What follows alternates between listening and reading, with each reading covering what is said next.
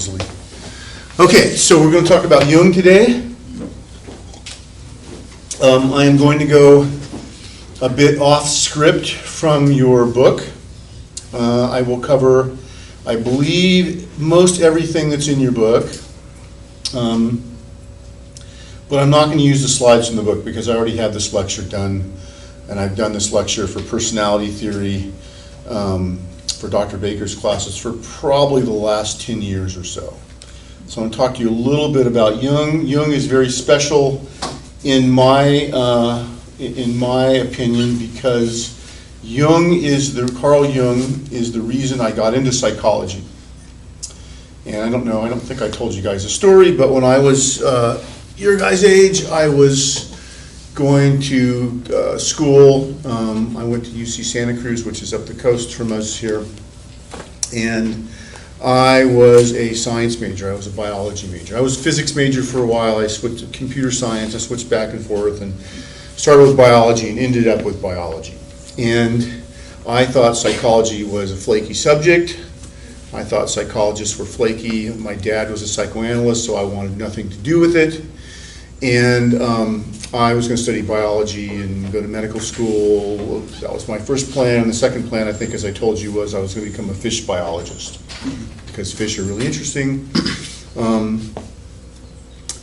But I took a class while I was in school about world religions, very similar to the class that I teach, my Psych 344 class. And I had a professor named Noel King, who was this kind of guy, looked like Gandalf. He had long white hair and a long white beard, and he was an expert in Swahili. He translated things from Swahili, which was his thing. But he taught this class on world religion, and I took this class from him, and it was a very cool class. It was one of my favorite classes I ever took, which is why I try to teach a Asian version of that here, because I liked that class so much. And during that class, he assigned as a reading, which was from a Tibetan work called The Book of the Dead, the Bardo Thadol, which was the Tibetan Buddhist version of what happens to you after you die and the process of going through death and then after you die and then the process of reincarnation. And it's a guide, actually, for somebody to sit there when you're dead and your spirit's floating around up there. The person will sit there and read this to you and then kind of try to guide you, because when you're out of your body and you're in between lives, it's a good time to get enlightened. So they give you a guide, and if you see this, go toward this kind of light and this kind of thing. Fascinating book. If you're interested, take my class in the fall, Psych 344, I'll talk about it. But I read it, and the class was great, and then one night, it was like a Saturday night, and as was typical for me in college, I didn't have a date. I was sitting in my room by myself. It was raining outside. Remember, it used to do that here in California, especially Northern California. It used to rain a lot, it was storming, and there was nothing to do. I'd already read the Tibetan Book of the Dead, but I didn't have anything else, so I pulled it out, and I thought, well, what can I read? And I looked at the book, and I thought, well, there's this foreword to the book by this guy named Carl Jung. So maybe I'll read that. I have nothing else to do. So I read the foreword to the Tibetan Book of the Dead that was written by this Swiss psychiatrist, Carl Jung, as his name is pronounced. And it was like a light bulb going off over my head. It was like, oh my gosh, this guy is equating, looking at the stuff these Tibetans wrote about reincarnation and the afterlife, and he is making a connection to his version of psychology, and that was really eye-opening to me. It was like a revelation. It's like, this is amazing, and I thought, this guy is amazing, even though I really pretty much hate psychology. This is not what this is what the psychology majors are doing. This is really cool, and so I really got into Carl Jung. And I went out, and we had a great used bookstore in Santa Cruz, which unfortunately just closed. And you could go down there, and for like $1, you could buy, old books. And so I'd go down and find the paperback versions of Jung's works. And, the entire collected works of Jung are all out in paperback. And I would go down there, every week or 2 weeks and find for $1 get the in addition, to the collected works of Jung. And by the time I graduated with my undergraduate degree in biology, I had read probably 75 to 85% of everything that Jung had written. And Jung lived a long time, and he wrote quite a lot. The collected works of Jung is a huge thing. But I'd read most of it by the time I finished college. I never got any course credit for it. I did it on my own because it was something interesting. I took a class from a guy who was a poet, a beat poet back in the '60s, semi-famous guy, and he had us do a lot of Jungian dream work in his class. We did a lot of writing in the class from our dreams, and I did a lot of Jungian dream work with him, like journaling, writing a dream journal, and stuff like that. That's a habit I learned from him in that class that I have maintained pretty much, I would say, my whole life. I still journal my dreams. I still write my dreams down pretty regularly, and I still work with my dreams. And now, at this point in my life, I've kind of come back. I've been a Freudian, psychologist. I practiced Freud. I've been a research psychologist, and now I'm coming back full circle. And I'm now studying Jung again, and I'm doing Jungian dream work or Jungian related dream work. So it's kind of all come around 360 degrees for me. And so Jung is really the person who got me interested in psychology. And it was from my interest in Jung that I later went on and I went to graduate school, and instead of becoming a fish biologist, I went by the psychology department and I saw they were giving classes in Jung, and I said, well, I got to go do that. Fish biology is cool, but Jung is like, that's a thing, And so that's what got me into psychology. And when I signed up for my master's degree, I did my master's degree in psychology at Sonoma State, where you still can study Jungian psychology. It's one of the few places, state schools, probably in the country, where you can go and study Jungian psychology and post-Jungian, neo-Jungian psychology. There's not a lot of places. The other place that you can go is in Carpinteria. It's called Pacifica Graduate School, Pacific Graduate Institute or Graduate University, and they have a whole, you can get a master's or PhD in Jungian psychology. One of the few places, I think, in the country that you can do academic work in this stuff.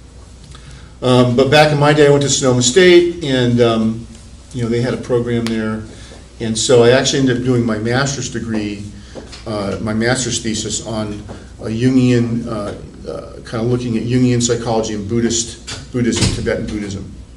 And so those are two things I became very, very interested in, wrote a thesis on it, and here we are in 2018, and I teach classes on both of these things. So these are things that I've kept an interest in my entire life, and I'm still interested in it. I've written some papers on Buddhism. Actually, now I've written some Freudian papers on Buddhism, which are kind of interesting. The last one I published was a Freudian paper on Buddhism. So I've had an interesting experience with Jungian psychology. It was my gateway drug into psychology in general. So I think of Jung as sort of the gateway drug. And he's not taught much in academic circles. In a personality theory class like this, you may, if you're using the book that we have, you may get a chapter on it. Typically, you might get a paragraph on Freud and maybe half a paragraph on Jung. I've seen that in books. Jung is not well represented at all in academic psychology. You'll find Freud and Jung, a little bit in the English department, probably more so than you will in psychology departments. Most psychologists, academic psychologists, have written off Freud and Jung. But I think that's a big mistake. I think they both have very interesting psychologies. I think they both have a lot to offer you, not just as a psychology major, but you as a human being. Okay? And so again, one of the reasons why I picked this book that you guys are reading is because they actually give some credence to Jung. And so I'm going to talk about Jung today. Okay? Any questions on that? So that's my little introduction to Jung.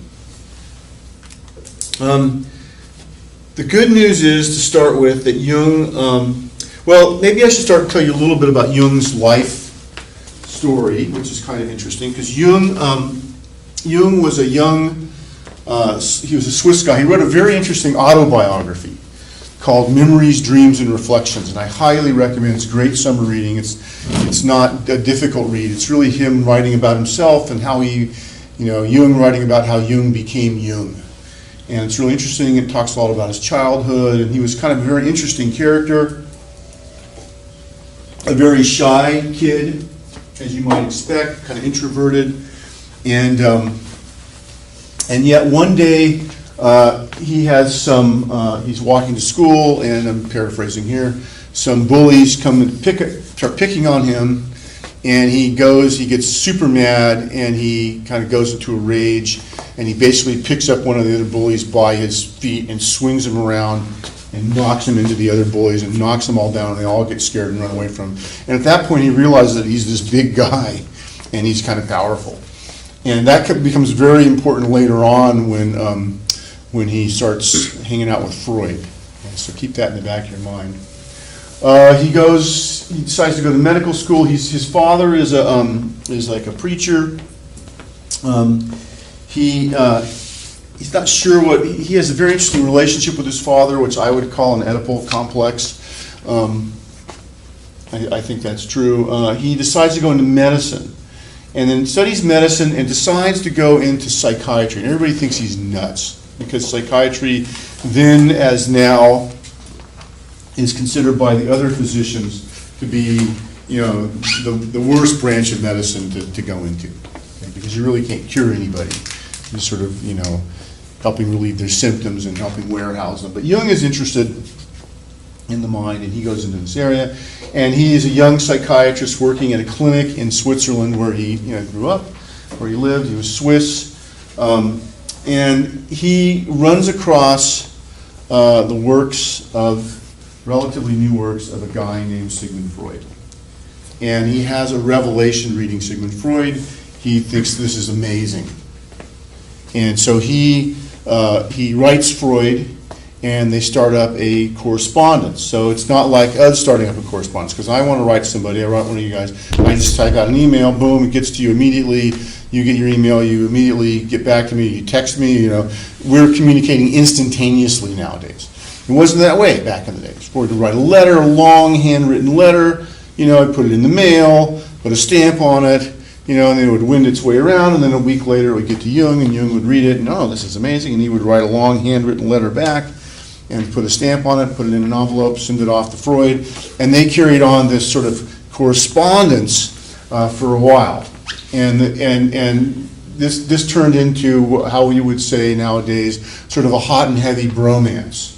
Okay, Jung was in love with Freud's ideas, and Freud was flattered that this Swiss young psychiatrist was so interested in his work, and they just really clicked together. They became very, very close, very, very quickly. And eventually, Jung goes to visit Freud, and they go out and they talk for 36 hours straight, without stopping, without even realizing it. And they hang out together for 36 hours straight. They talk.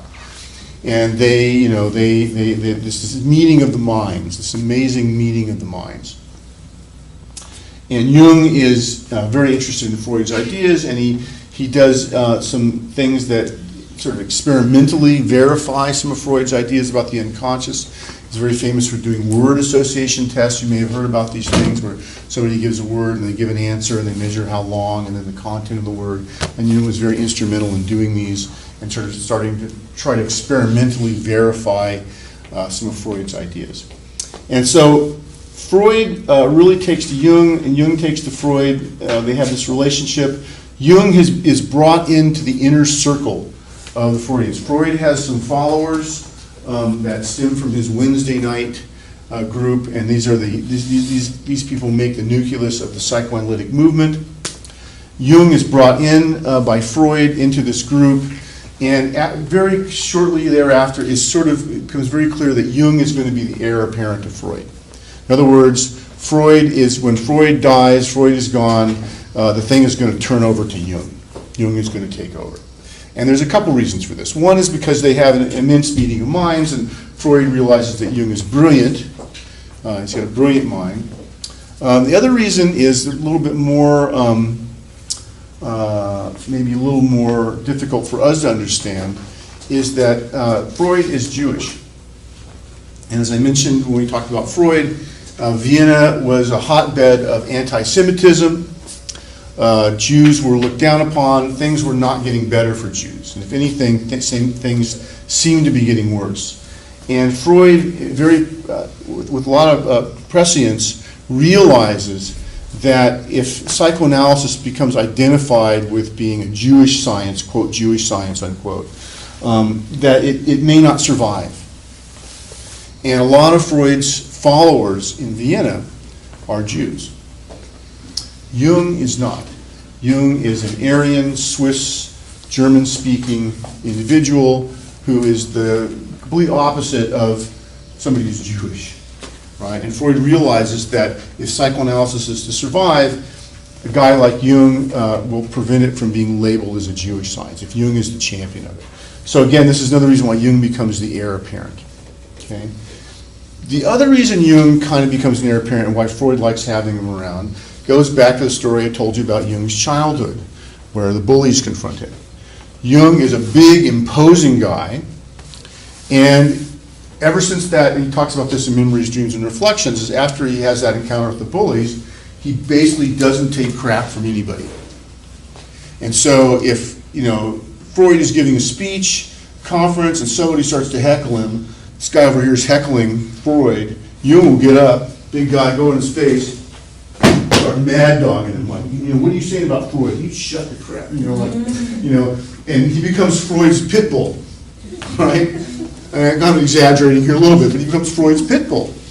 And, Freud doesn't like having this guy around, like, he gives me crap, I'm talking, oh yeah, shut up, you Jew, Jung is over there, like, ready to get into the guy's face, people are like, oh, like, this big guy, imposing guy, right? So Jung becomes like kind of his pitbull.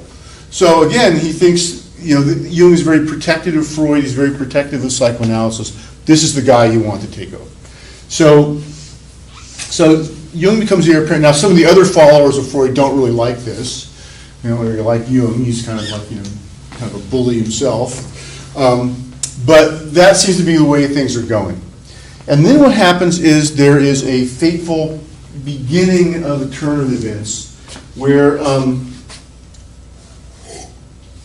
depending how you want to look at it, really ends their friendship. One way to look at it, if you're a Freudian, put my Freudian hat on, if you're a Freudian, you really see that Jung has really quite the Oedipal complex, and Freud is a father figure to him, and Freud basically triggers Jung's Oedipal issues. Freud also probably has Oedipal things from sort of the father point of view, and so also, they have this kind of mutually interactive sort of Oedipal situation going on here. And what happens is, what starts this is that they go, remember I told you that Freud got invited to go to Clark University in the United States, and he took this voyage, and he came over and he gave these lectures, which you guys read. Well, he also got Jung an invite to that. And what happens is they have to take a steamship over, right? You can't just fly over again. It's not like I'm going to hop on a plane and I'll be in, we could hop on a plane and be in Vienna tomorrow, right? But that wasn't the case back then, right? You had to go take some kind of a train to the coast, and then you had to board an ocean liner, and then you had to take a week going across the ocean to get to the United States. And so they have this week where they go across the ocean to the United States on this ocean liner. And a couple things happen. First of all, Jung has married into wealth. So Jung's wife is an heiress. Her family is incredibly wealthy. Jung marries into wealth. So he's got lots of money, isn't any issue for him. So his wife books his passage to America. What kind of accommodations do you think she's going to get him? First class penthouse, up on the top of the boat next to the captain, where the butlers come and serve you in silver, and Jung gets the first, he didn't even think about it. His wife didn't even think about it, books him first class.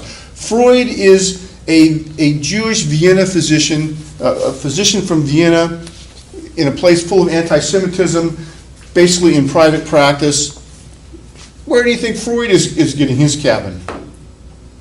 Not on the bottom of the boat, but somewhere in the middle, right? Freud is solidly, financially middle class.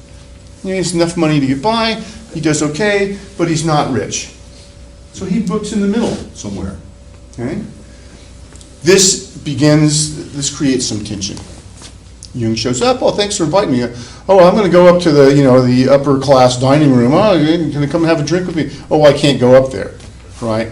Already some friction. But Freud is the elder one, he is the important one, he is the father figure, but this young upstart now is usurping him, and that rubs Freud supposedly a little bit the wrong way. Okay? The other thing that happens is to pass the time on the boat, they decide to analyze each other's dreams. And so Freud analyzes Jung's dreams. There's a little dream analysis on Jung. And then that's really cool. And supposedly they go to the conference, they give their talks, things go really well. Freud doesn't really like America very much. Jung is a little bit intrigued with America. He thinks America is really interesting. He makes other trips back to America later on in his life. They come back, and Jung says to Freud, now you've analyzed my dreams, so it's my turn to analyze your dreams. So let me analyze some of your dreams, pass the time. And Freud says, I don't think so. And Jung's like, why not? He goes, I have to maintain my position of authority, so it's better you don't analyze my dreams. And of course, Jung, with this sort of, Oedipal complex right below the surface, takes real umbrage at this, right? Freud has to be the authority figure, he has to be the father figure. And so Jung, if you put a Freudian view on it, Jung, at this point, starts to rebel. And how does he rebel against Freud? You saw Freud's ideas. There were two main motivating forces. At this point, there's only one. The other one comes later. That's eros, right? Everything is about sex. Everything is about the pleasure principle. By sex, I mean pleasure. Eros, okay, that's the motivating factor. Jung, I think in his mind, rebelling a little bit, but also thinking about the stuff, says, no, that's not the only thing. There are other things besides sex. There's sex, there's aggression, there's drive toward wholeness, there's all sorts of other things. There's millions of other motivating forces that come from the unconscious. And what happens is that him and Freud, their relationship becomes a little bit more, there's a little more friction there. He sort of rebels, he stands up to Freud a little bit. Freud has fainting spells because of this. Again, both of these guys have some kind of Oedipal thing going on. And eventually what Jung does is he writes a book. And in this book, he says, it's not just sex drive. There's other things too. And there's also not just a personal unconscious this comes from what we repressed. There's also a layer of unconscious, a deeper layer that has all sort of the stuff that is the shared history of humanity, things that come from our shared history as human beings. And he publishes this book, and Freud says, basically, I'm going to paraphrase, Freud says, basically, take it back. Don't say these things, this is not true. And Jung says, I'm sorry, but that's what I believe. And Jung says, if you don't take it back, we can't be friends anymore. And Jung says, I'm not taking it back. Friendship is over. And other than I believe there was one letter Jung writes to Freud where he refers a patient to Freud. I believe other than that, they never speak or write to one another again. And you got to realize they've been very, very close friends. Jung's wife goes to Freud for advice about Jung. That's how close they are. And then Jung goes off on his own. He develops his own system of what we might call depth psychology that is similar to Freudian psychology. And this is the funny thing to me, in 2018, talking about this, is that Freud's psychology and Jung's psychology are really, really similar. They share a lot of basic assumptions and a lot of basic ideas. They are more similar to each other than they are to the majority of psychological stuff that's studied, especially in academic psychology today, and psychological theories, clinical things that people practice. Freudian psychology, Jungian psychology, closer to each other than either of them is to, say, something like cognitive behavioral psychology or behavioral psychology. And yet this rivalry spawns two separate schools of psychology that operate using the unconscious. And clinically, they're a little bit different. And I'll talk to you a little bit about clinically how they're different in a bit. Okay, but they become a little clinically different. And so it's very, very interesting. Now, the other thing about Jung that was problematic, but did not actually end up breaking up Freud and Jung, was that Jung also had a propensity, how can we say this in a nice, genteel sort of way? Jung liked women. He liked women who weren't necessarily his wife. And by liked, I mean he slept with women who weren't necessarily his wife. And many of these women were his patients, which nowadays is, we know a lot now. We've been doing psychotherapy for 100 years. We know now that when you sleep with your patients, that does not do your patients any good. And in fact, it's very damaging to your patients. And so, but back in the day when psychotherapy was beginning, and I'm not saying this was an excuse for Jung, that idea had not been so cemented in, even though people knew, they had an idea. Freud knew it was not a good idea, and he would tell Jung, hey, really, that's not a good idea to be sleeping with your patients, you should really take it easy. And Jung would go, oh, I know what I'm doing, it's not a problem. And he kept doing it. So he was a serial womanizer, and he was a guy who slept with many of his patients. And there's a wonderful movie about Freud and Jung sleeping with, Jung having a mistress, Sabina Spielrein, who was a very troubled young woman who Jung treated, and who went on later on and actually became a psychoanalyst in her own right, and became a physician and a psychoanalyst in her own right, and then unfortunately was picked up by the Nazis during World War II and sent off to a concentration camp and killed, which is a very unfortunate story. But there's a movie about this called The Most Dangerous Method, and Jung is played by Michael Fassbender. It's not the Jung in my mind when I see him play. I think he plays Jung way too stiff.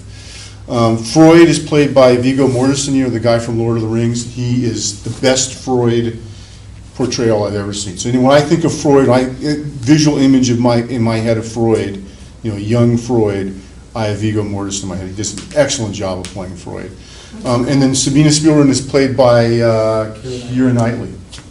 She does all sorts of face solos, and Jung is doing all sorts of BDSM bondage stuff on her. I don't know. That may be a little bit Hollywoodized, but it's pretty well done. Yes. What is it called again? The Most Dangerous Method. And it's worth watching. If we had time, we could watch it in class together and talk about it. It's worth watching. Basically recaps the story I just basically told you. Jung ends up breaking it off with her, and she ends up, I think, going to Freud for analysis, and then, of course, ends up going into medical school and becoming an analyst in her own right, and then, unfortunately, things don't end well for her. Jung goes on and has more affairs with patients. Eventually, he has an affair with a woman whose name is Toni Wolff, and she becomes essentially like his, I don't know what you call it, mistress or concubine. She becomes sort of a permanent fixture in his life, almost like a second wife. And so much so that Jung's wife and Toni Wolff actually go into group therapy together to try to figure out, their relationship. And Jung's wife, as you might imagine, is not really happy with Jung's behavior, but decides not to divorce him. They have 5 kids. Jung is a very creative guy. He works with his hands. He builds things. He cooks. He writes. He draws. He paints mandalas. He amasses a collection of medieval codexes, Latin texts on alchemy.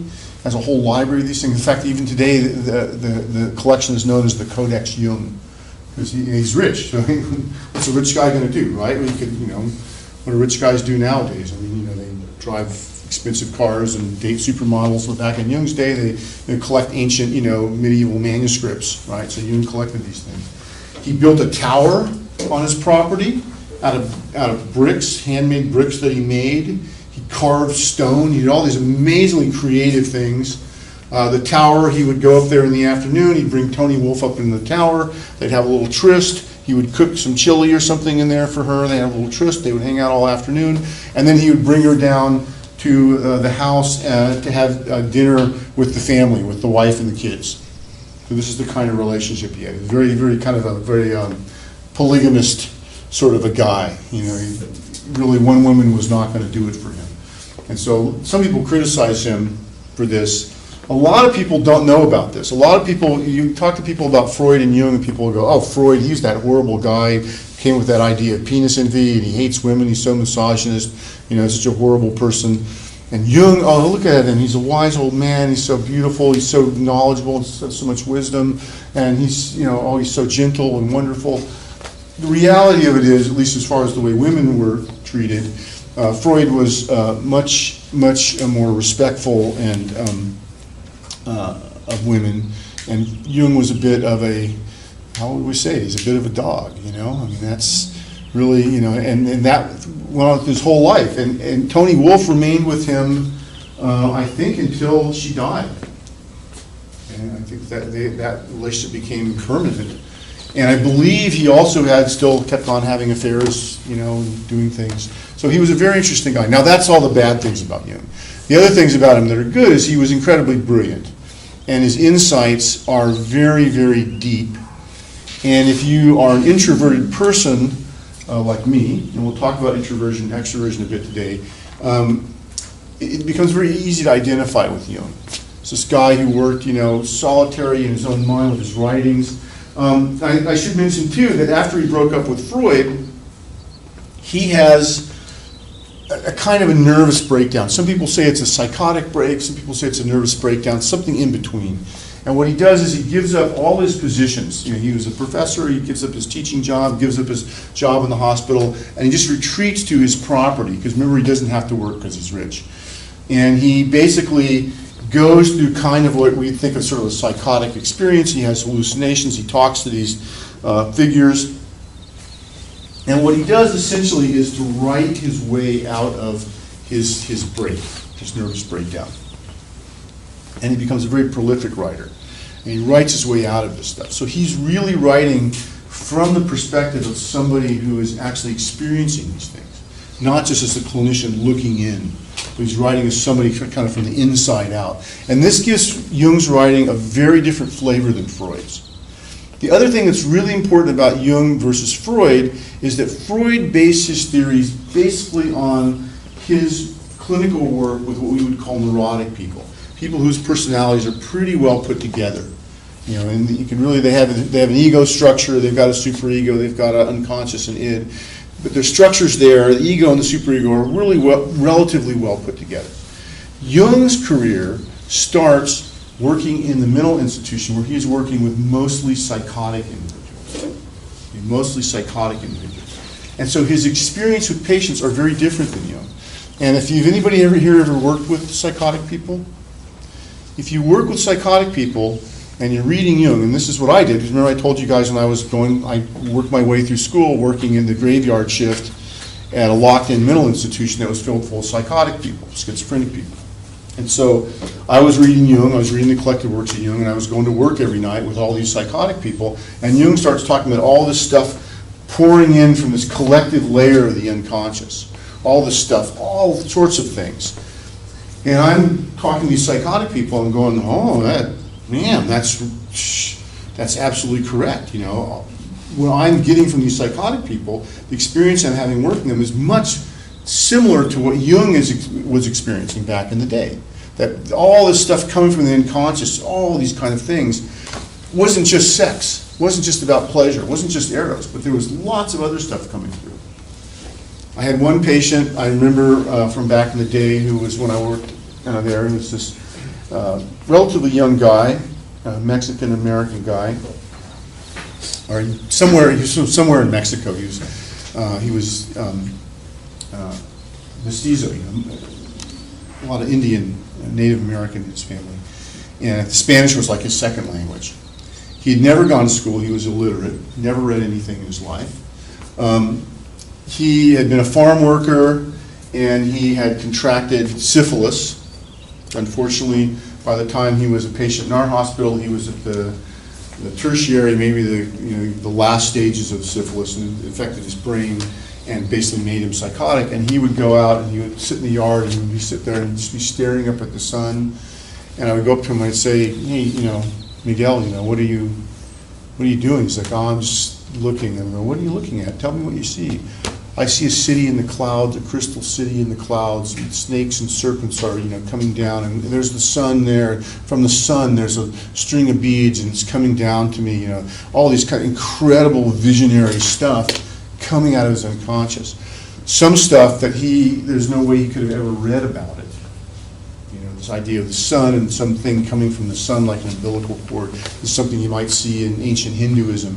He was sitting there talking with this guy who'd come from, uneducated guy, never read anything in his life. He's describing these visions that were very similar to things you would see in ancient Indian literature, or something from also like these motifs from Latin America. This was coming from somewhere. It wasn't stuff that he'd repressed into his unconscious. There's no way he could have repressed that stuff into his own unconscious. And when you work with psychotic people, you often see all this stuff coming that couldn't possibly be stuff that they've repressed. And a lot of it comes in sort of mythological motifs and things like this. And so this is what Jung had experienced. And so the idea that Jung had a different experience than Freud really makes sense to me. That the theories are different, that Jung's theory would be a little bit more expansive when it came to ideas about the unconscious. Makes sense given the fact that he was seeing psychotic patients. And again, if you guys ever get a chance to work with schizophrenic or psychotic patients, you'll see this. I always talk to Dr. Baker. Dr. Baker who teaches here. We're very close friends, and he loves Freud and he hates Jung. That's why he has me go give this lecture in his classes, because he hates Jung. And I keep telling him, I said, they're really not that much different. I said, if you went and spent a little time with psychotic people, you would see what Jung was talking about. It would make sense to you. If you just hang out and you just read Freud and just talk to people who are kind of normal, neurotic, people, even people who are really deeply neurotic, you won't. Freud makes perfect sense. That's why when I was a clinician, I did most of my work was Freudian, because the people I was seeing were coming in with kind of typical developmental issues, Oedipal complex all over the place. You work from a Freudian method, it makes perfect sense. If I were working with people who were either schizophrenic or maybe normal people who were not coming in for therapy because they had some problem that came from their early childhood, but they had some problem basically that was, they felt like there was more to life than just, their regular everyday life, and they were kind of seeking things in a more spiritual way, then I would work in a more Jungian way with them, because that stuff coming through, the other stuff, is also important. It just kind of gets overblown or overshadowed by the sort of developmental things that come through, like the developmental stuff related to the developmental stages. Okay, does that make sense? So again, I think they both are very mutually compatible systems in my mind. But I don't belong to any institute. I don't belong to a Jung institute. I don't belong to a Freud institute. So I can say that. I'm just me, a professor here. I don't have any allegiance to any sort of tribe, Jung or Freud tribe. I think they're both mutually very, very compatible. Okay? I'm probably one of the few people who think that, but that's what I think. Okay? All right. Questions about all that? That kind of the background about Jung. I think his life was very interesting.